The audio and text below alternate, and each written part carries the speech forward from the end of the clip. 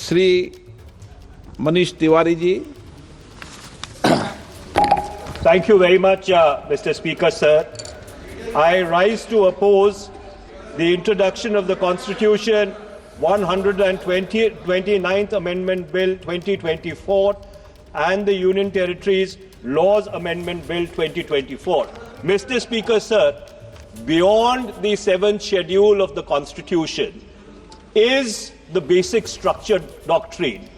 And that basic structure doctrine spells out that there are certain features of the Indian Constitution which are beyond the amending power of this House also. One of the essential features is federalism and the structure of our democracy.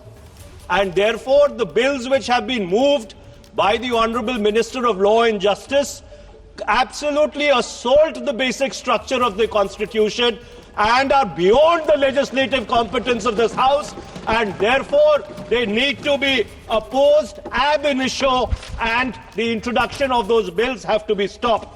Number two, Mr. Speaker, sir, how is it possible under our constitutional scheme that the tenures of the state legislatures can be made subject to the tenure of the national legislature? That is completely an antithesis of the constitutional scheme. There is absolutely no way under the Indian constitutional scheme where the states are separate constituents and equal constituents, the term of the state legislatures can be made subject to the term of the national legislature. And my final point, Mr. Speaker, sir, India is a union of states. Article 1 of the Constitution states that India is a union of states and not vice versa. And so therefore, this excessive centralism which is sought to be brought into existence by this bill absolutely militates against the constitutional scheme in its essence, in its entirety, and in its very object. And therefore, Mr. Speaker, sir, I would once again like to urge this House that the introduction of the bill and the consideration of the bill, because of the basic structure doctrine enunciated by the Supreme Court in the Kesavanand Bharti case, is beyond the legislative competence of this House, and therefore this bill needs to be withdrawn immediately. Thank you, Mr. Speaker, sir. Dharmendra Yadav. धन्यवाद अध्यक्ष जी। मैं इस संविधान के 129वें संशोधन अधिनियम के विरोध के लिए खड़ा हूं। अध्यक्ष जी, मैं समझ नहीं पा रहा हूं, अभी 2 दिन पहले संविधान को बचाने की, संविधान की गौरवशाली परंपराएं की कस्में खाने में कोई कमी नहीं रखी। 2 ही दिन के अंदर संविधान की जो हमारी मूल भावना है, 2 ही दिन के अंदर संविधान का जो हमारा बेसिक स्ट्रक्चर है, 2 ही दिन के अंदर संविधान का जो हमारा संघीय ढांचा है, उसको खत्म करने के लिए संविधान संशोधन बिल लाए हैं। मैं मनीष तिवारी जी से सहमत हूं और अपनी पार्टी और अपने नेता आदरणीय अखिलेश यादव जी की ओर से कहना चाहता हूं, ये बिल पूरे देश के जो अलग अलग भेष भाषाएं, संस्कृति, क्षेत्र की जो मान्यताएं हैं, जो हमारे संविधान निर्माताओं ने बहुत सोच विचार के मंथन अध्ययन करके ये संघीय ढांचा तैयार किया था, राज्यों का गठन भी किया था संस्कृति के हिसाब से, क्षेत्र के हिसाब से, भाषा के हिसाब से, परिस्थितियों और समय के हिसाब से। मैं नहीं समझता अध्यक्ष जी, मुझे कहने में कोई संकोच नहीं, उस समय के हमारे संविधान निर्माताओं से विद्वान, बाबा साहब भीमराव अंबेडकर से ज्यादा विद्वान इस सदन में अभी कोई नहीं बैठा, मुझे कहने में संकोच नहीं है। और ये संविधान की मूल भावना को खत्म करके कैसे तानाशाही के रास्ते निकाले जाएं, इसके अलावा कोई काम ही नहीं बचा है। आखिर ये मनीष तिवारी जी ने कहा, कई एक विधानसभा के चुनाव अगर कोई अविश्वास आता है, अगर बहुमत नहीं मिलता है, तो क्या पूरे देश का चुनाव कराओगे?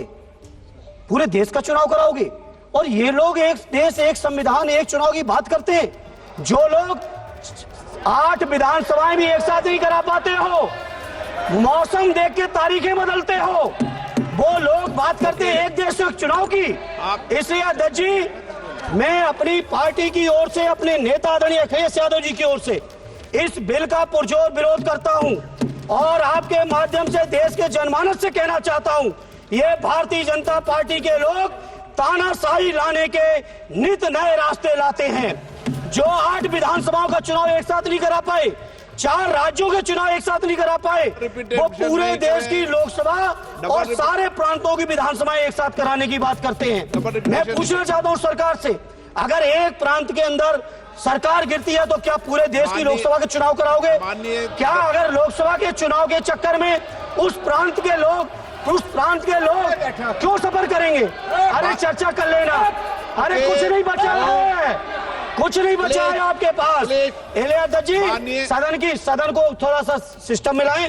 अध्यक्ष जी, आपसे अनुरोध है, आपके माध्यम से सरकार से अनुरोध है, जनता ने बड़ी उम्मीदों के साथ हम सबको भेजा है और हम सब लोगों की जिम्मेदारी है ये संविधान विरोधी, संघीय ढांचे विरोधी, बेसिक स्ट्रक्चर विरोधी कई केसों की चर्चा की मनीष तिवारी जी ने, मैं उनके साथ जोड़ते हुए माननीय सर्वोच्च न्यायालय की भावनाओं के विरोधी, गरीब विरोधी, दलित विरोधी, पिछड़ा विरोधी, मुसलमान विरोधी इस नीयत को वापस लो, ये अध्यक्ष जी आपके माध्यम से मेरी आपसे प्रार्थना है। बहुत बहुत धन्यवाद।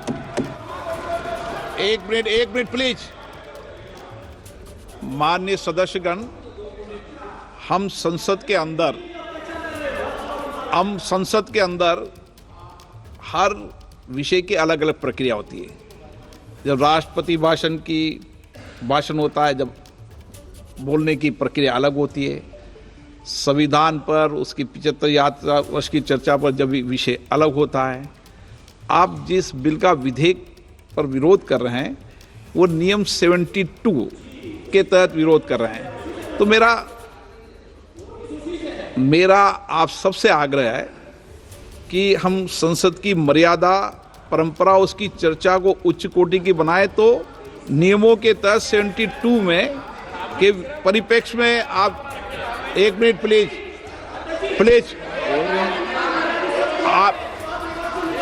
आप प्लीज, एक मेरा ये आग्रह है, ऐसे नहीं बोलते बीच में। प्लीज बैठिए, ऐसे बीच में नहीं बोलते हैं। मैंने इसलिए आपसे कहा कि मैंने किसी को नहीं कहा कि मर्यादा बोली। मैंने कहा नियम 72 के तहत आप उस परिप्रेक्ष्य के अंदर बिल का विरोध करने का आपका अधिकार है, वह भी विधेयक की विधायी क्षमता, लेजिस्लेटिव कॉम्पिटेंस के विषय पर। लेकिन विषय गंभीर है, इसलिए मैं सभी माननीय सदस्यों आगे बोल रहा हूं, उस परिप्रेक्ष्य के अंदर वो अपनी बात को कहें, संविधान की मर्यादाओं के अनुरूप अपनी बात कहें। मैं सभी माननीय सदस्यों को पर्याप्त अवसर दूंगा, पर जब बिल पर डिटेल चर्चा होगी तब आप जो भाषा बोल रहे हैं वह बोलने का अधिकार रहेगा। ठीक है?